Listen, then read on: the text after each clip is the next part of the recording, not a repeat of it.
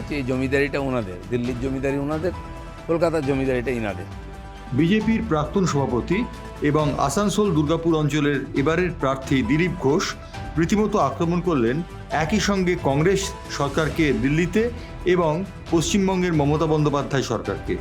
তিনি বলেন, দিল্লিতে কংগ্রেসকে দেখে মনে হচ্ছে তারা খাস তালুকে রয়েছে, মা ছেলের সঙ্গে সেলফি তুলছে, মা ছেলে একসঙ্গে বেড়াতে বেরোচ্ছে, মা ছেলে মেয়ে একই সঙ্গে ঘুরে বেড়াচ্ছেন। অর্থাৎ তিনি সোনিয়া গান্ধী, রাহুল গান্ধী এবং প্রিয়াঙ্কা গান্ধীর কথা উল্লেখ করেছেন।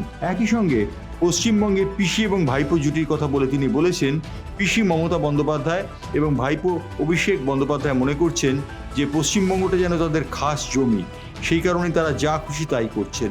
এই কথা বলে দিলীপ ঘোষ দুজনকেই আক্রমণ করেছেন। দিল্লিতে একটা পরিবার আছে, সেখানে দেখি মা মেয়ে ছেলে মিলে পিকনিক করছেন, ঘুরে বেড়াচ্ছেন, একে জড়িয়ে ধরে ফটো তুলছেন, রাস্তায় দাঁড়িয়ে মাকে সেলফি তুলছেন, যেন মায়ের সঙ্গে কত বছর পরে দেখা হলো।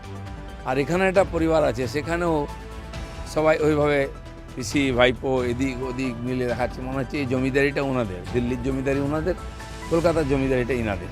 মানুষ এই জমিদারি প্রথাটা পুরো উচ্ছেদ করে দেয় এই ইলেকশনে। ব্যুরো রিপোর্ট, বাংলার পালস টিভি।